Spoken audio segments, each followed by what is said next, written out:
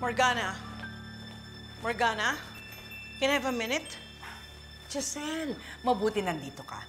Tulungan mo naman akong pumili ng picture ni Ate Moira para dun sa bust na ilalagay ko dun sa Women's Center na ipapagawa ko sa kanya. I read your memo.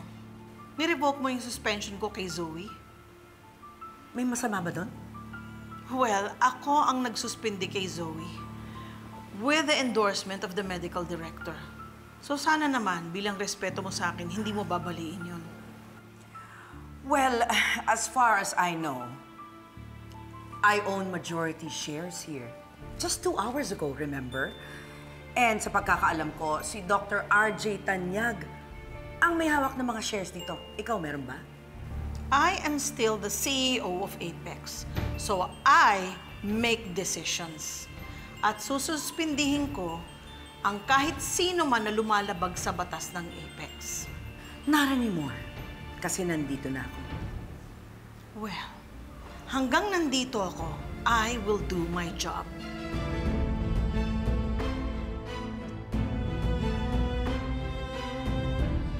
Oh, and about the pictures? Kahit na anong picture ni Moira, pangit. Kasi magkamukha kayo, di ba?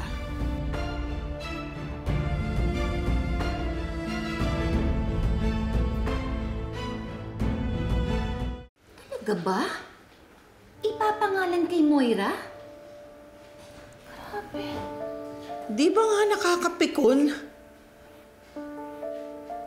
I mean, nung nabubuhay pa yung Moira na yan, nangaaway siya sa mga kapwa niyang babae. Pagkatapos ngayon ipapangalan sa kanya yung Women's Center. I mean, it's so ironic. It's like naming a bank after a thief. Alam ninyo, hindi ko alam kung iaalok ko pa sa inyo itong kaping to dahil ang tataas nyo. Napaka-hyper ninyo. Eh kasi naman, Chang, nakakainis naman po talaga yung ginawa ng Morgana na yun. Oo nga, sa totoo lang established na hindi sila magkasundong magkapatid. Hindi sila close. Kaya nga. Mas ngayon ipapangalan niya kay Moira. Kaya Alam mo, nga. Chang, yun din ang pinagtataka ko eh. Parang may something talaga yung mag-iinang yun eh. Hindi ko lang masabi kung ano kasi wala pa akong pwede eh. Exactly. When Moira left this earth, I thought she left the universe. Pero parang nararamdaman ko pa rin yung vibes ng babaeng yan dito eh. Eh naku, Ma'am Giselle, paano pa kaya pag naka-display na yung bust niya dun sa center? Yun ang iniisip ko. Can you imagine? Araw-araw ko makikita si Moira. My gosh! Baka hindi ko makayanan. Araw-araw, sira-araw ko. Pero alam nyo, magagawan niya ng paraan.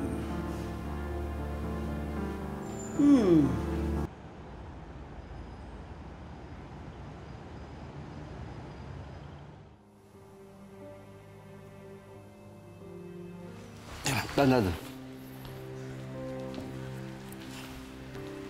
Kuya, Tapusin.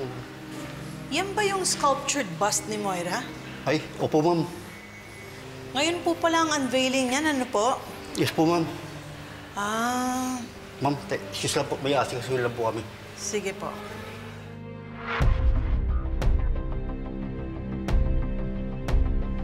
Can you imagine? Araw-araw ko makikita si Moira. My gosh! Baka hindi ko makayanan. Araw-araw, sira-araw ko.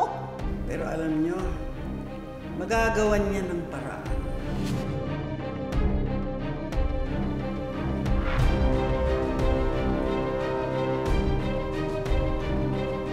Hindi ako natatakot kahit na multuin mo pa ako.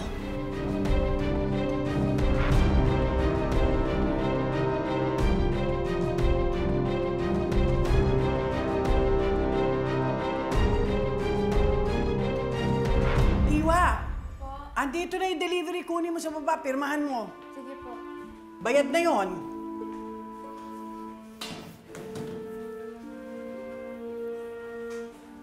What's up? Hi. What's going on? Ay, Ma'am Giselle, naku, pasensya na po ah. Eh, busy po kami ni Chang Susan eh. Maraming orders si Madame Dubois. Bukod dito, meron pa siya mga orders galing sa labas. Talaga? Oo. Mukhang magiging bonggang-bongga pala ang launch ng Moira Rotakio Women's Center. Alam mo ba, pinag-aralan pa namin ni Lynette ang mga special recipe ng mga in-order ni Madame Dubois. Kung mabuti na lang talaga, nagkasundo yung mag-ina, nagawin nilang international yung pagkain. Paano yung isa gusto Chinese, yung isa naman gusto ng French? Malapit na kaming maloka ni Lynette. Ha? Well, speaking of loka, baka mas lalo kayong maloka mamaya sa event. Abangan. See you there.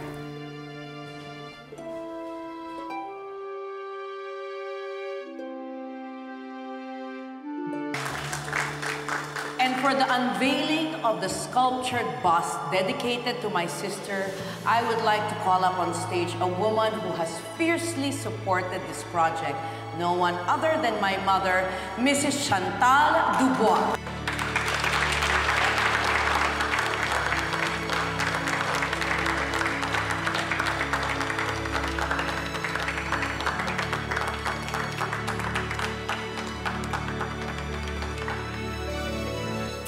Friends, may I present to you Moira Rotakio's bust.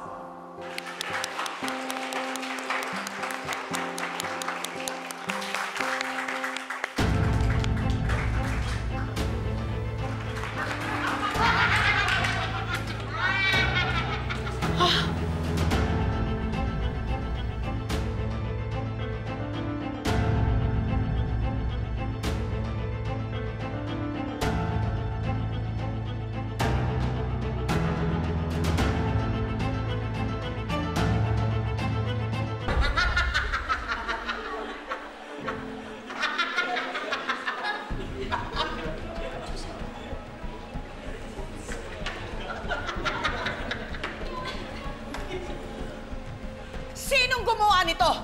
Sinong bumaboy sa bust ng ate ko? Ayos po namin nilagay dyan, ma'am. That's horrible! Ano nangyari? Sinong gumawa nito?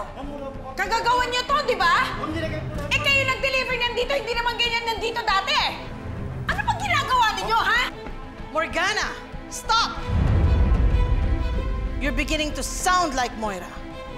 You're not only sounding like Moira, you're beginning to act like Moira. Now tell us, are you Moira?